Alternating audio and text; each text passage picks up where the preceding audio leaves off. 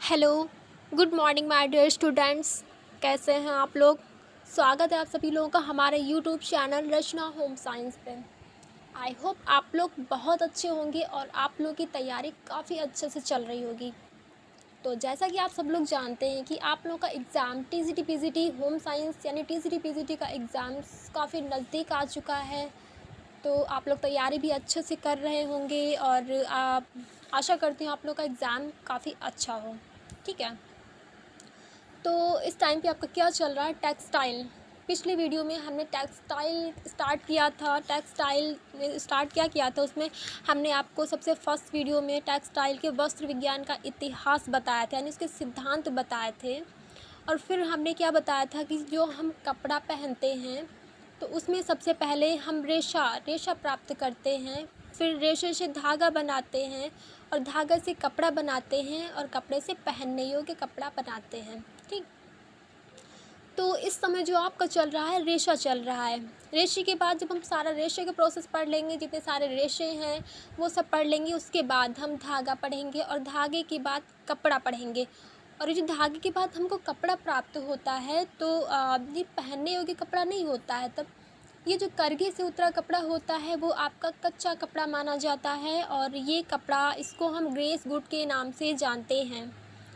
आप हमारे पिछले वीडियो देख लीजिएगा। हमने फर्स्ट वीडियो में टेक्सटाइल के पहले वीडियो में आप लोगों को पूरा डिस्कशन किया है कि कैसे हम रेशा प्राप्त करेंगे, कैसे धागा बनाएंगे और धागे से कपड़ा कैसे प्राप्त होता है और कपड़ा से पहनने योग्य कपड़ा कैसे होता है। मैंने इतना सब कुछ बताया आप लोगों को उसमें।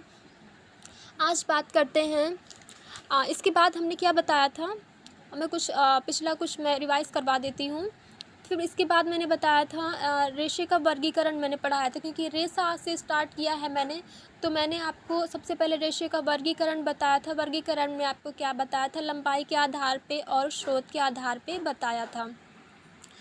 तो इसमें इसके बाद हमने क्या बताया था? रेशे का वर्गीकरण लंबाई के आधार पे और स्रोत के आधार पे। लंबाई के आधार पे क्या था उसमें? फिलामेंट और स्टेपल दो प्रकार के होते हैं। और फिलामेंट आपके लंबे रेशे होते हैं और स्टेपल आपके छोटे रेशे होते हैं। और लंबे रेशे होते हैं। लंबे रेशे की जो इसकी जो मापन है इसका हम मीटर में करते हैं और स्टेपल यानी छोटे रेशे का मापन हम इंचेस में करते हैं। इसके बाद स्रोत के आधार पे जो मैंने बताया था, स्रोत के आधार पे भी रेशे दो प्रकार से प्राप्त किए जाते हैं। एक तो प्राकृतिक जगत से रेशे हमको प्राप्त होते हैं और दूसरे हमको कृत्रिम जगत से रेशे प्राप्त होते हैं। प्राकृतिक जगत से जो रेशे प्राप्त होते हैं उनके बारे में डिस्कशन चल रहा है इस समय। ठीक है, प्राकृतिक जगत से रेशे कौन कौन से प्राप्त होते हैं? एक तो पेड़ पौधे यानी वानस्पतिक जगत से रेशे प्राप्त होते हैं और दूसरे जीव जंतु प्राणी जगत से रेशे प्राप्त होते हैं और तीसरा खनिज जगत से यानी खुदाई से हमको रेशे प्राप्त होते हैं। और कृत्रिम जगत से जो रेशे प्राप्त होते हैं वो हम स्वयं तैयार करते हैं, उनको हम स्वयं अपने हाथों से बनाते हैं, वो हमारे कृत्रिम जगत के रेशे कहलाते हैं। इस समय जो को पढ़ाया जा रहा है वो आपको वानस्पतिक जगत से जो रेशे प्राप्त होते हैं वो आपको पढ़ाया जा रहा है। तो वानस्पतिक में भी 3 प्रकार के रेशे प्राप्त होते हैं। कौन कौन से? बीज से प्राप्त रेशा और तने से किया हुआ प्राप्त रेशा और पत्ती से प्राप्त किया हुआ रेशा। तो इसके पिछले वीडियो, इसके पहले 2 वीडियो बताई गई, उसमें पढ़ाई गई हैं। पहले वीडियो में हमने वस्त्र विज्ञान का इतिहास पढ़ाया है, कैसे रेशा प्राप्त करते हैं, धागा बनता है, फिर कपड़ा बनता है, पहनने योग्य कपड़ा बनता है। फिर सेकंड वीडियो में हमने प्राणिज यानी स्रोत के आधार पर रेशे पढ़ाए हैं। वानस्पतिक जगत के बीज से प्राप्त होने वाला रेशा कपास पढ़ाया था। आज हम आपको तने से प्राप्त होने वाले रेशे जो होते हैं। अच्छा, इससे पहले हम आपको बता दें जो वानस्पतिक जगत के रेशे होते हैं ये भी 3 प्रकार से प्राप्त होते हैं। बीज से कपास और कापोक प्राप्त होता है। और तने से आपका लीलन है, हेम्प है, रेमी, जूट, अबाका, मनीला, ये सारे रेशे तने से प्राप्त होते हैं। पत्ती से आपका है पिना और सीसल। ठीक है, ये आपके पत्ती से प्राप्त होने वाले रेशे हैं। तो पिछले वीडियो में हमने कॉटन यानी कि कपास के बारे में डिस्कशन किया था। कपास हमारा बीज से प्राप्त किया जाता है। और आज हम बात करेंगे लिनन की। लिनन आपका कैसे प्राप्त होता है, कैसे इसका प्रोसेस होता है, उन सब के बारे में आज हम डिस्कशन करेंगे। ठीक है, तो शुरू करते हैं हम आज की क्लास। और जिन लोगों ने हमारे पिछले वीडियो नहीं देखा तो प्लीज़ आप लोग हमारा पिछला वीडियो देख लीजिए, तो आपको सारी क्लासेस समझ में आ जाएंगी, मिसअंडरस्टैंडिंग नहीं होगी। ओके, तो let's start to the class. आज की क्लास लिनन। ये जो लिनन हमारा जो रेशा होता है बहुत ही अच्छा रेशा माना जाता है और बहुत ही काफ़ी एक्सपेंसिव भी होता है। ये जो हमारे पॉलिटिक्स लोग होते हैं ये हमारा ये जो कपड़े पहनते हैं, कुर्ते पहनते हैं, लिनन के ही कुर्ते पहनते हैं कि ये जो रेशा होता है काफ़ी अच्छा माना जाता है। ये प्राचीन कला, इसको हम कितने नामों से जानते हैं। जो लिनन होता है इसको हम प्राचीन कला के नाम से जानते हैं, पवित्र रेशा के नाम से जानते हैं, ऐश्वर्य का प्रतीक के नाम से जानते हैं और प्रतिष्ठा का सूचक के नाम से जानते हैं, वैभव के नाम से जानते हैं और शांति का प्रतीक के नाम से जानते हैं। तो स्टार्ट करते हैं। सबसे पहले इसकी प्राप्ति कहाँ से होती है। तो इसकी प्राप्ति आपकी फ्लैक्स नाम के पौधे से होती है। यानी कि फ्लैक्स जब हम बोते हैं तो क्या बोते हैं, ये फ्लैक्स नाम का पौधा होता है, हम उसको बोते हैं, तब हमको लिनन की प्राप्ति होती है। और इसका वानस्पतिक नेम क्या है, तो इसका वानस्पतिक नेम है लिनम यूसिटेरियम। ठीक है, ये क्वेश्चंस आते हैं लिनम का वानस्पतिक नेम क्या है, तो मैंने पॉइंट टू पॉइंट यहाँ पे राइट किया है, तो आप इनको ध्यान से पढ़ लीजिएगा और रिवाइज कर लीजिएगा। बहुत ही इंपॉर्टेंट पॉइंट यहाँ पे दिए गए हैं। इसकी प्राप्ति जो है फ्लैक्स नाम के पौधे से होती है और इनका वानस्पतिक नेम लिनम यूसिटेरियम है। कौन से जगत का है, नहीं प्राकृतिक जगत का है, और प्राकृतिक जगत के वानस्पतिक जगत का है। इतना भी ध्यान रखिएगा कि प्राकृतिक जगत का तो है ये रेशा, और प्राकृतिक जगत में से भी ये वानस्पतिक के तने से प्राप्त होने वाला है। ठीक है, और इसकी प्राप्ति सन के पौधे से होती है। इसकी प्राप्ति जब इसका पेड़ तैयार होता है उसको सन बोलते हैं। फ्लैक्स बोलते हैं, फिर उसका जब पेड़ तैयार होता है तो उसको हम सन बोलते हैं। ठीक है, और पेड़ कैसा होता है, गन्ने के जैसा होता है, जैसा हमारा गन्ना होता है, लंबा होता है, गांठें होती हैं उसमें, और जैसे उसकी पत्तियां निकली होती हैं वैसा होता है। इसका पेड़ कोई आम और खजूर के जैसा नहीं होता है, इसका जो पेड़ होता है गन्ने के जैसा होता है। अब बात आती है आगे इसको हम कितने नामों से जानते हैं, तो इनके कई सारे नाम हैं, तो मैं रिवाइज़ कर रही हूँ। इनके नाम जब प्राचीन कला के नाम से जानते हैं, पवित्र रेशा के नाम से जानते हैं, ऐश्वर्य का प्रतीक के नाम से जानते हैं और प्रतिष्ठा का सूचक के नाम से जानते हैं। आगे दो और नाम दिए गए हैं, वैभव के नाम से जानते हैं और शांति का प्रतीक के नाम से जानते हैं। आप इतने सारे नेम रिवाइज़ कर लीजिएगा और ध्यान दे दीजिएगा। ठीक है, नेक्स्ट पॉइंट आपका दिया गया है यह कितना पुराना रेशा है। यह आपका 10,000 वर्ष पुराना रेशा है। ठीक है, यह काफ़ी पुराना, काफ़ी लंबा रेशा है, काफ़ी पुराना रेशा है। ये आपका कॉटन से भी पुराना, बहुत पुराना रेशा है। ये आपका 10,000 वर्ष पुराना रेशा माना जाता है। और नेक्स्ट पॉइंट आता है आपका इसमें खेती। इसकी खेती कहाँ की जाती है, तो इसकी खेती मिस्र में की जाती है। ठीक है, जैसे भारत उसमें पूछा जाता है कॉटन में, कॉटन की खेती कहाँ की जाती है, उसी तरह आपका लिनन में भी पूछा जाता है कि लिनन की खेती कहाँ की जाती है, तो इसकी खेती आपके मिस्र में की जाती है। और मिस्र को क्या कहा जाता है, land of linen, land of linen कहा जाता है। लिनन की मातृभूमि मिस्र को कही जाती है। अब यह नेक्स्ट पॉइंट है श्रमसाध्य रेशा। ये श्रमसाध्य रेशा क्यों है, क्योंकि इसका जो पूरा प्रोसेस होता है, हाथ से किया जाता है। ठीक, इसीलिए इसको श्रमसाध्य रेशा कहते हैं। इसका जो पूरा प्रोसेस होता है, जैसे हम इसकी जो बुआई करते हैं और इसका कल्टीवेशन, हार्वेस्टिंग, ये सारा प्रोसेस इसका हाथ से किया जाता है। ठीक, इसीलिए इसको हम श्रमसाध्य रेशा कहते हैं। ठीक है, नेक्स्ट पॉइंट इसमें आता है यह अद्भुत ठंडक प्रदान करने वाला रेशा है। इसका यह जो रेशा है आपका, इसमें ये जिसके जो कपड़े होते हैं लिनन के, अद्भुत ठंडक प्रदान करते हैं। ये ठंडी का प्रतीक, यानी ठंडी का हमको फील कराते हैं। ठीक, इनको जब पहनते हैं तो हमें गर्मी का फील नहीं होता, बट ठंडक, अद्भुत ठंडक प्रदान होती है, इसीलिए यह अद्भुत ठंडक प्रदान करता है। नेक्स्ट पॉइंट आता है इसमें फसल चक्र। इसका फसल चक्र कितने साल में ये हमारा रेशा प्राप्त होता है, तो जैसे अदर जो रेशे होते हैं वो तो आपके जल्दी प्राप्त हो जाते हैं, लेकिन सबसे ज़्यादा समय आपका किस में लगता है, लिनन में लगता है। कितना समय लगता है इसमें, जो समय आपका है 7 वर्ष का समय। ओ माय गॉड, इतना लंबा समय लगता है।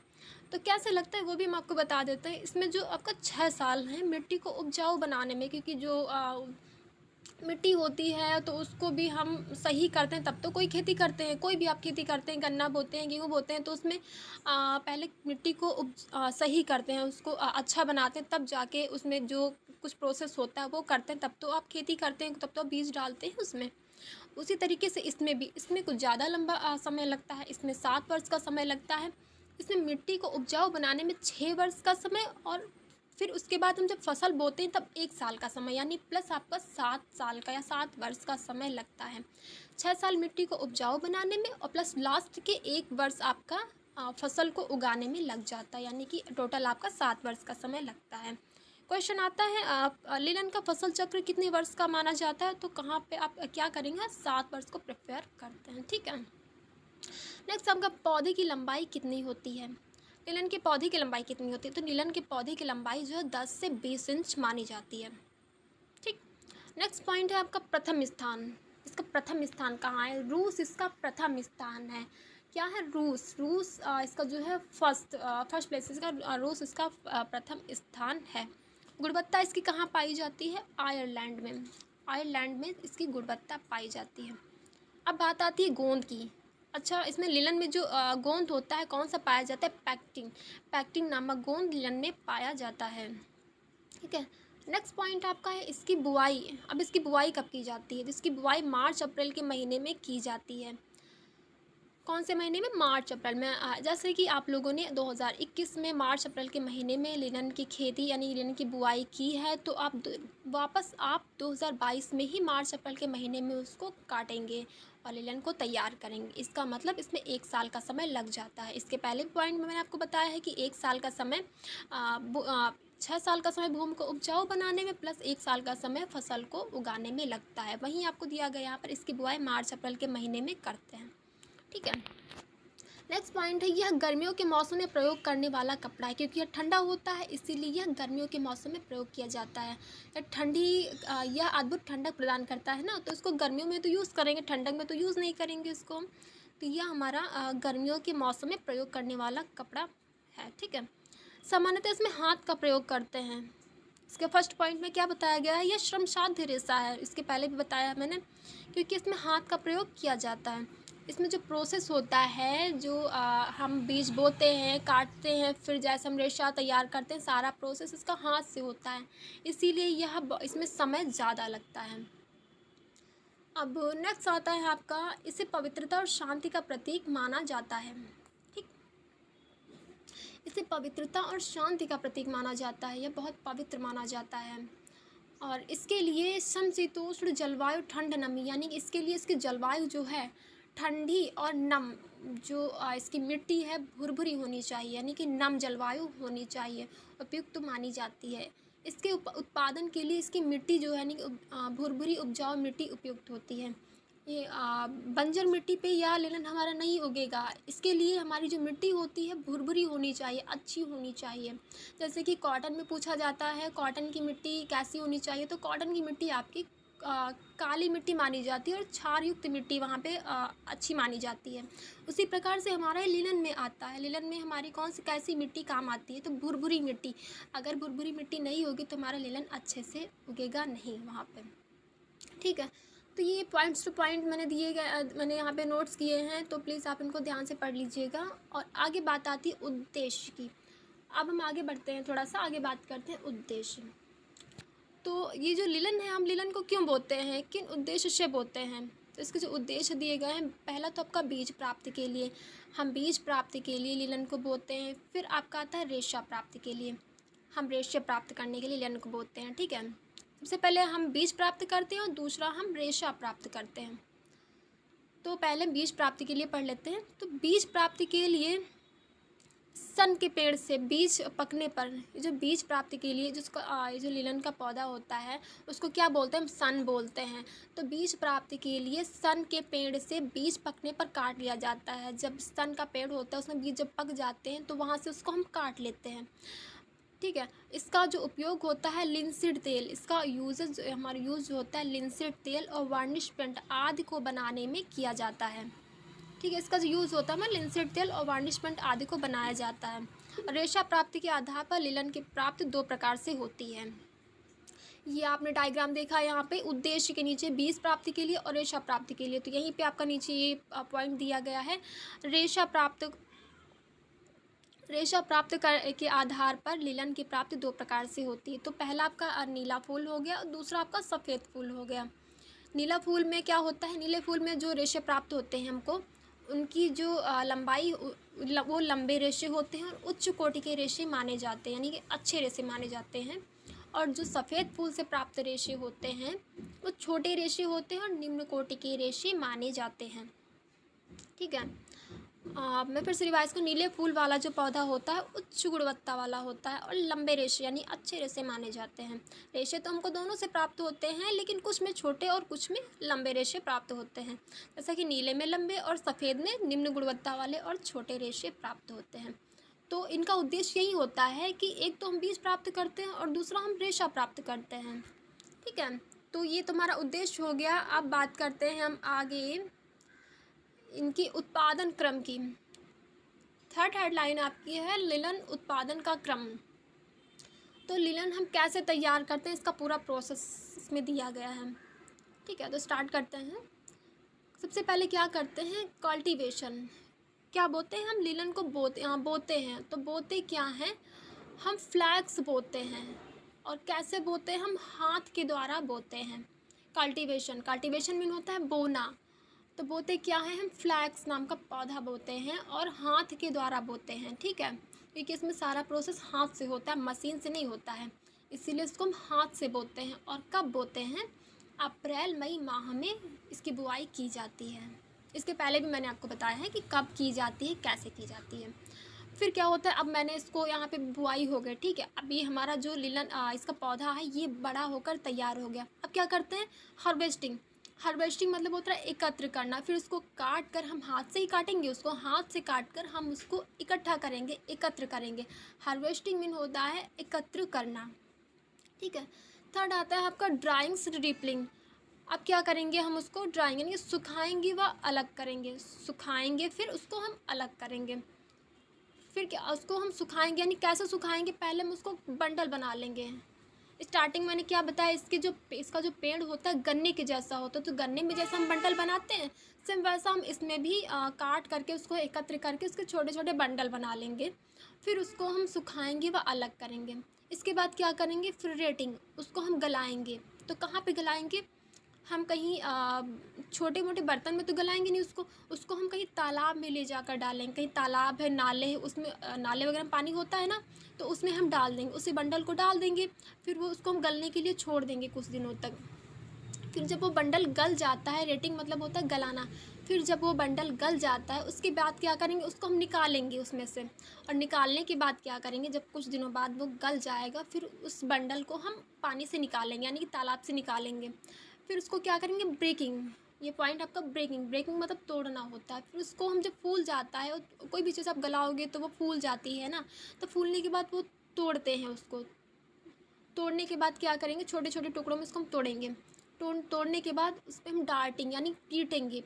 पीटने से क्या होता है, जितनी सारी अशुद्धियाँ होती हैं जिनकी ज़रूरत हमको नहीं होती वो बाहर निकल जाती हैं, और जिनकी हमको नीड होती है उनको हम अपने पास में रखते हैं। ठीक है, तो वेस्ट मटेरियल होता है वो तो बाहर निकल जाता है आपका, और जिनकी नीड होती है यानी रेशा जो होता है वो हमको अपना उसको हम अपने पास में रखते हैं। फिर क्या करते हैं, स्कचिंग, उसको पीट कर अलग करते हैं। अभी पीट कर अलग क्यों करते हैं उसको, क्योंकि ये जो रेशा आपका लिनन होता है ये आपका गोल होता है, व्यास में होता है। ठीक है, तो इसको पीट कर हमको इसको चपटा करना होता है। स्कचिंग मतलब होता है पीट कर अलग करना। तो उसको पहले पीटते हैं खूब, उसको ये गोल होता है, व्यास में होता है, तो उसको पीट कर चिपटाते हैं। और इसको हम चिपटाने के बाद इसको इसमें चमक आती है। ठीक है, फिर क्या करते हैं, जब वो चिपट जाता है सही से, फिर कॉम्बिंग, रेशे को अपना हाथ में लेंगे, फिर उसको कॉम्बिंग, उस पर हम कंघी करेंगे। तो कंघी करने से क्या होता है, समानांतर हो जाते हैं। जैसे अपने बालों को आप कंघी करते हैं तो कुछ बाल छोटे हो जाते हैं, कुछ बाल लंबे हो जाते हैं, समानांतर होते हैं, वो ऊपर का समानांतर लंबे एक समान हो जाता है, सेम वैसे ही। फिर क्या करते हैं, हैकलिंग मतलब और टांगना। अब इसको टांगते क्यों हैं, आप लोग सोच रहे हैं इसको हम टांगते क्यों हैं। तो टांगते इसको क्यों, क्योंकि यह लंबा रेशा माना जाता है। वानस्पतिक जगत का सबसे लंबा रेशा आपका लिनन माना जाता है, इसीलिए हम इसको टांगते हैं। और कोई रेशे में टांगने का वर्क नहीं किया जाता है, कॉटन और रेशम में आपका टांगने का वर्क नहीं किया जाता। सिर्फ लिलन एक ऐसा रेशा है वानस्पतिक का, तो ये आपका जो है लंबा रेशा होता है, इसीलिए इसको हम टांगते तब हमको कंघी करते हुए बनता है। अगर हाथ से पकड़े तो लंबा रेशा होता है, कंघी करते हुए नहीं बनेगा। जैसे अपने बालों को, जिनके बाल लंबे होते हैं, क्योंकि मेरे बाल तो लंबे नहीं है फ़िलहाल, और जिनके बाल लंबे होते हैं वो लोग ध्यान देंगी, वो एक हाथ से अपने बाल पकड़ेंगे, दूसरे हाथ से कंघी पकड़ती हैं, तब जाके उनको खींचती हैं, थोड़ा सा हाथ से ऊपर से उठा करके बालों को खींचती हैं। वैसे इसमें भी रेशे को टांग दिया जाता है, कंघी करने के बाद उसको समानांतर किया जाता है। फिर क्या किया जाता है, समानांतर हो जाते हैं, उसके बाद स्पिनिंग, उसके बाद इसमें कताई की जाती है। फिर क्या करते हैं, बुनाई करते हैं, वीविंग बुनाई करते हैं। बुनाई करने के बाद फिर हम फिनिशिंग करते हैं, यानी परिसज्जा करते हैं, फिर हम डाइंग रंगाई करते हैं, फिर प्रिंटिंग उस पर छपाई करते हैं। ठीक है, तो इसका जो प्रोसेस है, इसमें कल्टीवेशन बोते हैं। बोते कैसे हैं, हाथ के द्वारा बोते हैं। क्या बोते हैं, फ्लैक्स बोते हैं, अप्रैल मई माह के महीने में बोते हैं। फिर हार्वेस्टिंग, एकत्र करते हैं। फिर ड्राइंग, रिपलिंग, सुखाना व अलग करना होता है। फिर होता है रेटिंग मतलब गलाना होता है। फिर क्या करते हैं, ब्रेकिंग, उसको तोड़ते हैं। फिर डार्टिंग, उसको हम पीटते हैं, और स्कचिंग, पीट कर अलग करते हैं। फिर क्या करते हैं, अलग करने के बाद कॉम्बिंग, कंघी करते हैं, क्योंकि उलझा हुआ रेशा होता है, इसीलिए इसको हम कंघी करते हैं। ठीक है, फिर क्या करते हैं, हैकलिंग, उसको हम टांगते हैं। टांगने के बाद स्पिनिंग, कताई करते हैं। फिर वीविंग, बुनाई करते हैं। फिर फिनिशिंग होता है परिसज्जा करना, परिसज्जा करते हैं। फिर इसके बाद आफ्टर दैट उसके बाद हम डाइंग मतलब रंगाई करते हैं। फिर क्या करते हैं, प्रिंटिंग मतलब छपाई करते हैं। ये रहा आपका लीलन उत्पादन का क्रम। आप लोग समझ लीजिएगा अच्छे से, क्योंकि क्वेश्चंस में बहुत बार पूछा गया है लिलन उत्पादन का क्रम, कपास के उत्पादन का क्रम, रेशम के उत्पादन का क्रम, ये सब पूछा जाता है। तो प्लीज़ आप वहाँ पर अच्छे से पढ़ लीजिएगा इसको। और ये जो क्रम पूछे जाएंगे तो कैसे पूछे जाएंगे, ये आपका लाइन से नहीं दिया होगा वहाँ पर, ये हार्वेस्टिंग दिया होगा, आपका कल्टीवेशन फर्स्ट नंबर पे नहीं दिया होगा, ये आपका उल्टा कर देंगे, कहीं हार्वेस्टिंग लिख देंगे, रेटिंग लिख देंगे, ब्रेकिंग लिख देंगे, फिर डार्टिंग लिख देंगे। फिर इसको आपको सीक्वेंस में लगाना होगा कि कैसे पहले क्या किया जाता है, उसके बाद क्या किया जाता है, उसके बाद क्या, आफ्टर दैट उसके बाद क्या किया जाता है। ठीक है, तो इसीलिए इसके जो क्वेश्चंस आते हैं सीक्वेंस में ज़्यादा आते हैं, तो इसको ध्यान से पढ़िएगा, और इसमें सीक्वेंस लगाने को आता है। ठीक है, सीक्वेंस करना आता है। नेक्स्ट आता है इसकी विशेषताएँ, इनकी जो विशेषताएँ हैं, तो लिनन की जो विशेषताएँ हैं, दो विशेषताएँ, एक तो भौतिक विशेषता होती है और दूसरी रासायनिक विशेषता होती है। तो बात करते हैं पहले हम भौतिक विशेषता पे। तो भौतिक विशेषता में क्या होता है, तो भौतिक विशेषता में इसकी जो मात्रा जो होती है सेलुलोज, भौतिक विशेषता में सेलुलोज और पैक्टिंग और अशुद्धियाँ। ठीक है, ये 3 पॉइंट है इसमें। सेलुलोज की मात्रा कितनी होती है, तो लिनन में सेलुलोज की मात्रा 66 से 70% तक होती है। लिनन में आपके सेलुलोज की मात्रा जो है 66 से 70% होती है। ठीक है, और पैक्टिन कितना होता है 25%। बाकी बच्ची जो होती है इसमें अशुद्धियाँ होती हैं 5 से 8%। नेक्स्ट आता है इसमें चमक, इसमें चमक कैसी होती है, तो सिल्क के समान इसमें चमक होती है, और जलने पर लौ कैसी निकलती है, तो पीले रंग की। अब इसमें कोई भी आपका सेलुलोज जगत का कोई भी रेशा हो तो उसमें जलने पर जो लौ होती है पीले रंग की ही लगेगी, दिखेगी उसमें। ठीक है, जैसे आपका कॉटन है तो कॉटन जलाएंगे उसमें भी आपको पीले रंग की ही लौ निकलेगी, और जैसे लिलन है, लिलन भी पीले रंग की लौ देता है। ठीक है, तो सेलुलोज जगत का कोई भी रेशा आप ध्यान कर लीजिएगा, तो जलने पर लौ जो है पीले रंग की ही निकलती है। अब गंध कैसी होती है, कागज़ के समान, कागज़ के समान इसकी गंध होती है। नेक्स्ट पॉइंट है, यह वानस्पतिक जगत का सबसे लंबा रेशा है, इसकी लंबाई 10 से 20 इंच होती है। ठीक है, नेक्स्ट है व्यास, इसका व्यास यानी कि गोल होता है, लिलन आपका गोल होता है, इसीलिए इसको पीट पीट कर चिपटा बनाते हैं और इसमें चमक लाते हैं, इसीलिए व्यास होता है। इसका व्यास जो है 15 से 18 माइक्रोन होता है। क्वेश्चन आता है लिलन का व्यास कितना होता है, तो वहाँ पर आप आंसर प्रेफर करेंगे 15 से 18 माइक्रोन। नेक्स्ट पॉइंट आपका है, यह ताप का अच्छा सुचालक होता है। ठीक है, यह ताप का अच्छा सुचालक होता है। नेक्स्ट पॉइंट आपका है, इसमें प्रत्यास्थता कम होती है, तन्यता भी कम होती है, इसमें जो प्रत्यास्थता जो है कम होती है और तन्यता भी कम होती है। नेक्स्ट इसमें कीड़े नहीं लगते हैं परंतु फफूंदी लग जाती है, तो फफूंदी क्यों लगती है, क्योंकि ये अद्भुत ठंडक प्रदान करने वाला रेशा है, और जहाँ पर ठंडक होती है और वहाँ पर फफूंदी बहुत जल्दी लगती है, उन कपड़ों में फफूंदी बहुत जल्दी लगेगी। तो लिलन एक ऐसा रेशा है जो अद्भुत ठंडक प्रदान करने वाला रेशा है, इसलिए कीड़े तो नहीं लगते हैं बट इसमें फफूंदी लग जाती है। ठीक है, नेक्स्ट हम कहता है गीली अवस्था में इसकी मजबूती 20% बढ़ जाती है। तो जो लिलन आपका जब गीला होता है तो इसकी जो मजबूती होती है 20% बढ़ जाती है। नेक्स्ट है आपका बीटिंग। बीटिंग मतलब कूटना होता है। परिसज्जा सिर्फ लिलन या उसके समतुल्य रेशे पर की जाती है, क्योंकि ये प्राकृतिक तौर पर गोल होता है। क्योंकि इसमें पहले भी हमने आपको बताया है बीटिंग उसको कूटते हैं। कूटने की जो परिसज्जा होती है लिलन या फिर उसके समतुल्य यानी उसी के समान रेशे पर की जाएगी, क्योंकि वह गोल होता है इसीलिए उसको पीट पीट कर चिपटा बनाते हैं और उसमें चमक लाते हैं। इसीलिए बीटिंग यानी कूटने की परिसज्जा की जाती है। ठीक है। नेक्स्ट आपका है इसे चपटा करने के लिए, चमक के लिए इस पर बीटिंग की जाती है। मैंने पहले भी बताया है पिछले पॉइंट में, इसमें चमक लाने के लिए, पतला करने के लिए इसमें जो बीटिंग नामक परिचर्या की जाती है। नेक्स्ट आपका है यह जितनी जल्दी पानी को अवशोषित करता है उतनी ही जल्दी पानी को त्याग भी देता है। लिलन में कौन सी विशेषता होती है या खास विशेषता होती है जो है पानी को जितनी जल्दी अवशोषित करता है उतनी जल्दी निचोड़ने पर त्याग भी देता है। ठीक है। और नेक्स्ट पॉइंट आपका है यह विद्युत संवाहक इलेक्ट्रिक कंडक्टिविटी लिलन में यह गुण होता है। लिलन में कौन सा गुण होता है? इलेक्ट्रिक कंडक्टिविटी का गुण होता है, जिसके कारण स्टैटिक इलेक्ट्रिक चार्ज स्थातिक गुण के धूल कण जो है वह गंदगी आकर वस्त्र में चिपक जाते हैं और झड़ने पर निर्मित नहीं होते।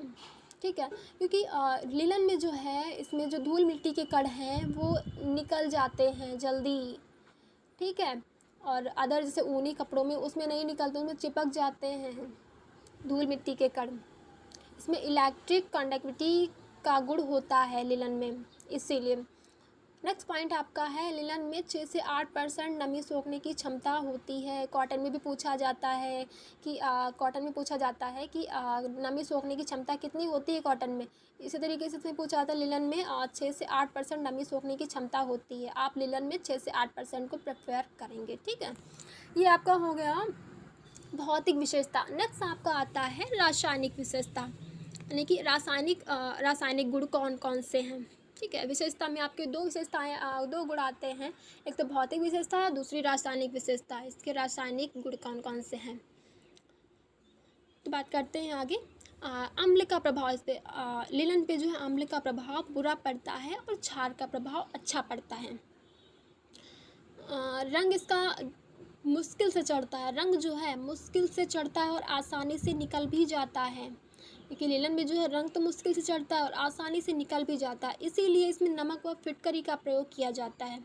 क्योंकि अगर नमक इसका जो रंग निकल जाता है, इसीलिए जब इसको हम रंग चढ़ाते हैं, इस पर रंग डालते हैं, इसमें इसका जब घोल बनाते हैं तो उसमें नमक व फिटकरी का प्रयोग करते हैं। ठीक है। लिलन में किसका प्रयोग करते हैं? नमक व फिटकरी का प्रयोग करते हैं रंग चढ़ाने पर। और फिर बात आती है पसीने की। पसीने का प्रभाव नहीं पड़ता, परंतु यदि पसीना आपका अम्लीय है तो कपड़ा वहाँ से फट जाता है। पहली बात तो पसीने का प्रभाव पड़ता नहीं है, और जब पड़ता है अगर यदि पसीना आपका अम्लीय है तो वहाँ से कपड़ा फट जाएगा, कमज़ोर हो जाएगा, फट जाएगा। नेक्स्ट पॉइंट है आपका ब्लीच अगर तेज़ है, अगर आप ब्लीच कर रहे हैं उस पर लिलन के कपड़े पे, अगर ब्लीच आपका तेज़ है तो भी रेशा कमज़ोर हो जाता है, अतः इस पर घरेलू ब्लीच किया जाता है। घरेलू ब्लीच कौन सा होता है? सोडियम हाइड्रोक्लोराइड माना जाता है। ठीक है। इसका उपयोग करना चाहिए। पहली बात ब्लीच इस पर तेज़ ब्लीच नहीं करना चाहिए, क्योंकि तेज़ ब्लीच अगर हम यूज़ करेंगे इस पर तो रेशा हमारा कमज़ोर हो जाएगा और कपड़ा फट जाएगा।